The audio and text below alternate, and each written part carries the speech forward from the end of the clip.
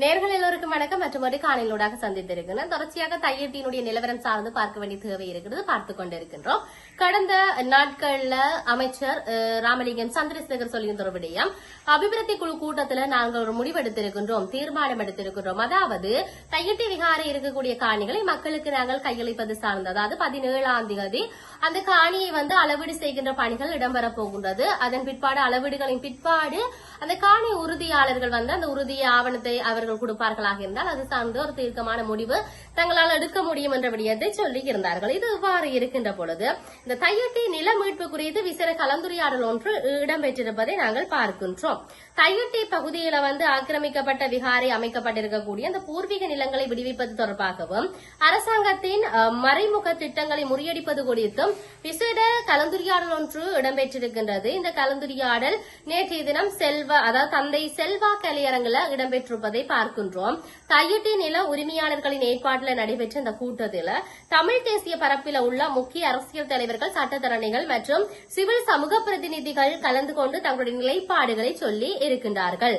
அதாவது அமைச்சர் சந்திரசேகரனால நில அளவீடு செய்யப்பட்டு விடுவிக்கப்படும் என அறிவிக்கப்பட்டிருந்த போதிலும் விகாரை அமைந்துள்ள காணி தொடர்பில் நிலவுகின்ற அந்த மௌனம் மக்கள் மத்தியில் பெரும் சந்தேகத்தை ஏற்படுத்தி இருக்கின்றது என்ற விடயத்தை சொல்லி இருக்கிறார்கள். ஒருபுறம் நில விடுவிப்பு பேச்சுவார்த்தைகள் நடைபெற்று வருகின்ற அதேவேளை மறுபுறம் இந்த சட்டவிரோத விகாரையை அதிகாரப்பூர்வமாக பதிவு செய்வதற்கான முயற்சிகள் திரைமறைவில் முன்னெடுக்கப்பட்டு வருவதாக கூட்டத்தில் சுட்டிக்காட்டப்பட்டிருக்கிறது.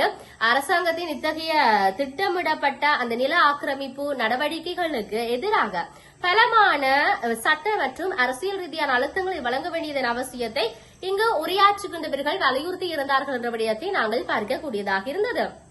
இது இவ்வாறு இருக்கின்ற பொழுது இந்த கலந்துரையாடல இலங்கை தமிழரசு கட்சியினுடைய தேர்வு நிலை தலைவர் மற்றும் நாடாளுமன்ற உறுப்பினர் ஸ்ரீதரன், தமிழ் தேசிய மக்கள் முன்னணியின் பொதுச் செயலாளர் செல்வராசா கஜேந்திரன், தமிழ் மக்கள் கூட்டணியினுடைய மணிவண்ணன் மற்றும் சட்டத்தரணி சுகாஸ் ஆகியோர் பங்கெடுத்தது அடுத்த கட்ட நகர்வுகள் குறித்து ஆலோசனைகள் வழங்கியிருந்தார்கள் என்று நாங்கள் பார்க்கக்கூடியதாக இருந்தது.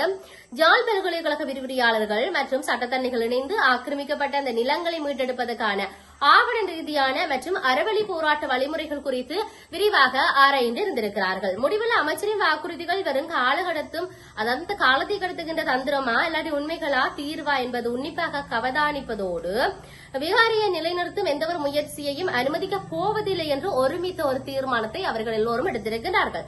நிலமிழந்த மக்களின் உரிமைகளுக்காக அரசியல் வேறுபாடுகளை கடந்து சிவில் சமூகத்தோடு இணைந்து ஒருமித்த குரல்ல போராடுவோம் என்று இந்த கூட்டத்தில் உறுதி செய்யப்பட்டிருந்தது என்ற விடயத்தை நாங்கள் பார்க்கக்கூடியதாக இருக்கிறது. அன்றைய நாள் நிகழ்வுகள் அனைத்து நலன் விரும்பிகள் அதேபோல இவர்கள் பங்கெடுத்து இருந்தார்கள் என்ற விடயத்தை நாங்கள் சொல்லுகின்றோம்.